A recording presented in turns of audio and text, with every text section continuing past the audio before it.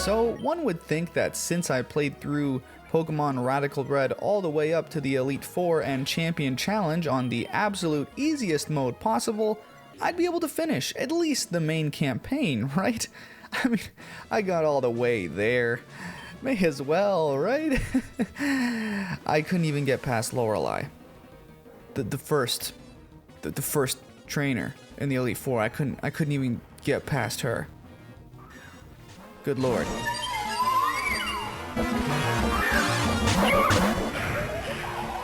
Even with a meta team I made using an infinite rare candy cheat code, I gave up.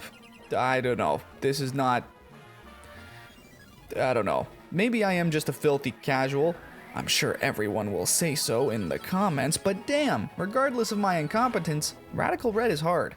But even more so than just being a rage-inducing difficulty hack, Radical Red is an absolutely massive achievement in ROM hacking. It's a huge experience, with what some may even describe as having the problem of content overload. There is just so much in Radical Red. It's no wonder it's the most popular Pokemon ROM hack around. But, is it actually fun? Even for players like me who want a more casual experience? Let's find out.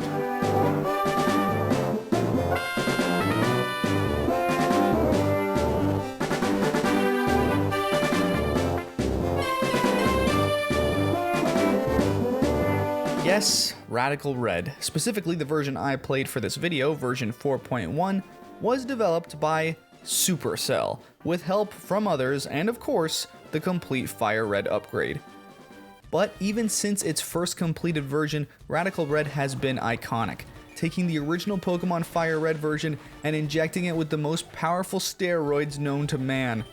Radical Red, as stated before, is a difficulty hack, intended to create many levels of high-level competitive gameplay in the shell of the GBA Kanto Region Classic.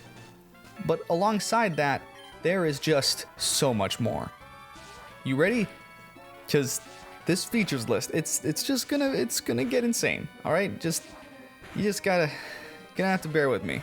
Pokemon from generations 1 to 9, custom original versions of Pokemon, fairy typing, the physical special split, Mega Evolution, Z moves, Dynamaxing and raid battles, reusable TMs and a much improved HM system with shortened animations, updated TMs including moves from generations 1 to 9, just about every important battle item, updated sprites, hidden abilities, EV training gear, options to streamline IV and EV training, Dex Nav, a day and night system, ability pop-ups in battle, new move tutors all over the place, the ability for Pokemon to follow behind you on the overworld, faster speeds in just about every area you could think of, field effects, brand new original abilities, the battle style being forced to set, unless you really want to keep it as shift, boss fights don't allow you to access the bag, which is hell, new buffs for previously less useful Pokemon, additional rivals, additional story missions, additional recurring enemy bosses,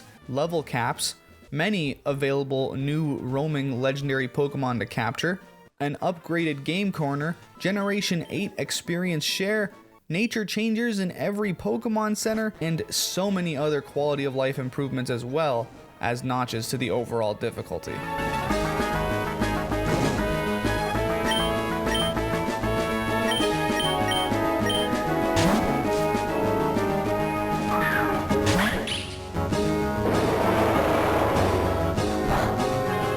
Now, as much as I appreciate all these wonderful features, even on the easiest difficulties, Poke plebeians like myself are still going to be challenged. And the game warns you of that too, saying that it will never ever be as easy as a vanilla Pokemon playthrough.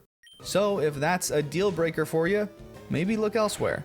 However, even despite that, I still have to say I had a wondrous time with the game. Sure, it's like the 14th millionth time I've played through Kanto, but this time there's so many differences and opportunities to make the playthrough unique that I didn't care.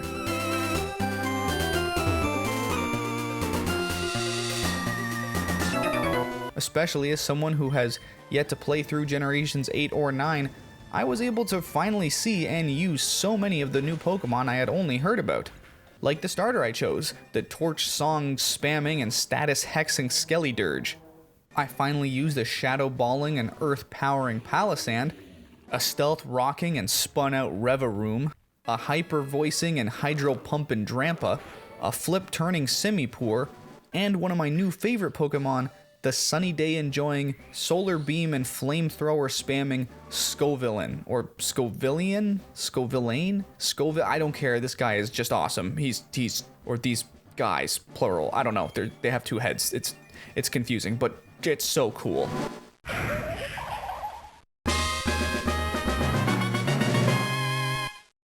Now, I didn't stop there though. Even for this casual playthrough, I caught a lot of Pokemon simply because there were so many to choose from route to route.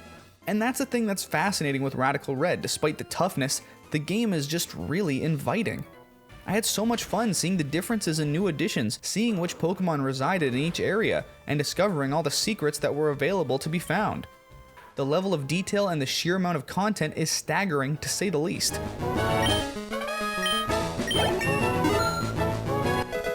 There's way too much in the game that I'll never even attempt to complete, but it makes the task of attempting it all the better for those interested in that kind of thing.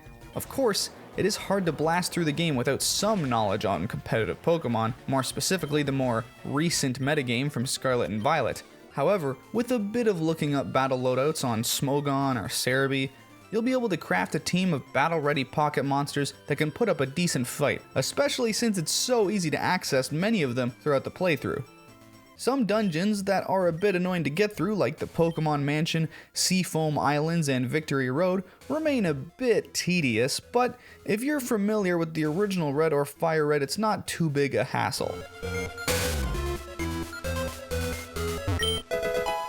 Makes it all the easier that repels and potions cost even less than in vanilla Fire Red, so once you're done catching all the Pokemon you want in a route, you can easily repel up and move on. Oh, yeah, and of course it has repel reuse prompts too.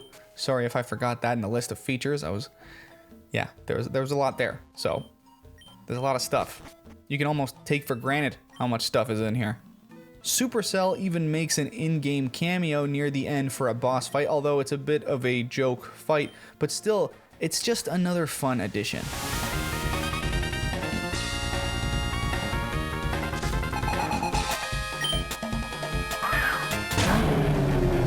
Is the game all that radical? No, not really. Not in the sense of revolutionizing the gameplay or design all that much, but it's hugely expansive.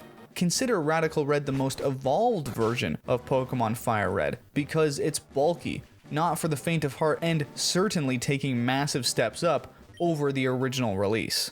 Even if you're not into competitive Pokemon, I feel like this could be the ROM hack to get you into it, potentially. And with so many options, not just in terms of difficulty, it's also incredibly replayable. Radical Red is really something special, and really puts the Fire Red in the complete Fire Red upgrade, if you get what I'm saying. There's a reason it's the most popular Pokemon ROM hack, and even if I'm too bad at the game to complete it, I didn't really regret my playthrough one bit. Can't wait for the next big update, where the game is sure to face further radicalization.